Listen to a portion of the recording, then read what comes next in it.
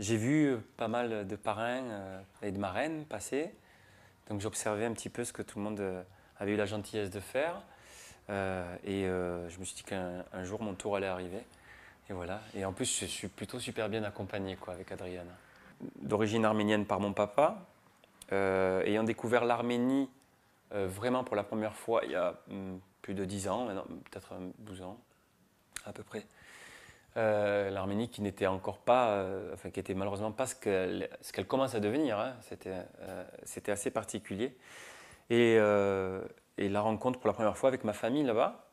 Mon père ne les avait pas vus depuis presque 40 ans, 45 ans. Donc ça a été un choc, un véritable choc, à la fois de culture, de plein de choses, mais finalement pas si choquant que ça, parce que j'ai retrouvé plein de choses d'enfance, quoi. J'ai retrouvé évidemment tout la bouffe, quoi, parce que c'est sûr que ma mère travaillait déjà les épices à la demande de son mari, donc de mon père. Donc tout ça flottait un peu dans la maison. La musique arménienne était assez présente, même si je ne savais pas vraiment quand j'étais jeune garçon. Mais là, tout a pris un sens, vraiment. Donc de Ishmiadzin à Erevan, de Erevan au Kharabal. On a fait un petit peu tous les coins, voire les recoins. On a croisé ces dames-là qui vendent quelques fruits au détour de centaines de kilomètres dans un virage quelconque. Et puis profiter aussi à l'époque avec Provence-Arménie de faire quelques actions humanitaires avec mon papa. Il y avait mon frère aussi, puis ma mère. Donc on avait des gens nous avaient confié dans des conteneurs un peu de tout, que ce soit des affaires de sport, que ce soit de la laine pour tricoter. Enfin, il y avait vraiment de tout. Et pour être sûr que les gens puissent avoir ça en main propre, on allait les remettre nous dans les villages, quoi, avec l'association. Et quand je dis nous dans les villages, c'est la famille. Voilà, c'est avec Agopik qui malheureusement nous a quittés. Et c'est lui qui nous a permis de faire ce voyage à la fois magique, superbe, mais à la fois douloureux aussi. Hein, parce qu'on a rencontré des moments très compliqués.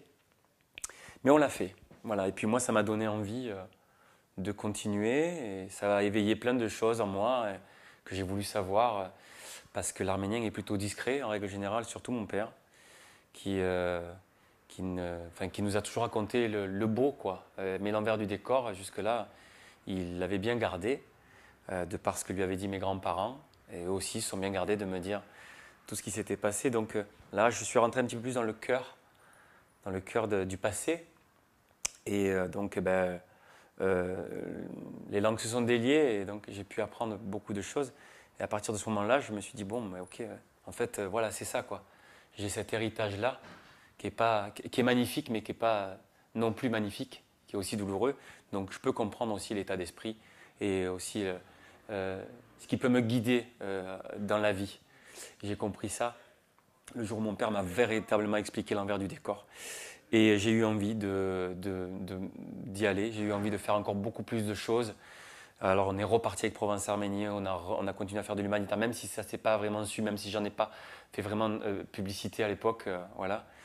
Et, euh, et puis j'ai rencontré les gens du Fonds arménien. Alors c'est étonnant parce que aujourd'hui je suis parrain euh, du Fonds arménien de France avec Adriana Carambeu. Et, euh, et moi, le Fonds arménien de France, je l'ai rencontré là-bas alors que j'étais pas parrain. Je les voyais dans l'action en permanence. C'est digne, c'est bien fait, c'est clair, c'est net et c'est précis. Et à chaque fois, au détour d'un café, je discutais un peu avec eux, ou dans la rue où on s'asseyait et puis ils me montraient les plans sur ce qu'ils allaient élaborer, en tout cas sur ce qu'ils étaient en train de faire. On parle de ces kilomètres de route, on parle de ces kilomètres d'eau potable qui arrivent aujourd'hui, de l'électricité qui arrive dans des endroits très reculés de Erevan et du Kharabal aussi. Et donc là, j'ai pu vraiment apprécier le travail qui a été fait sur place quand moi j'étais pas là, quand les Arméniens de France, en tout cas, n'étaient pas spécialement en Arménie. Eux, ils étaient là en train d'œuvrer et de mener vraiment chaque point à bien.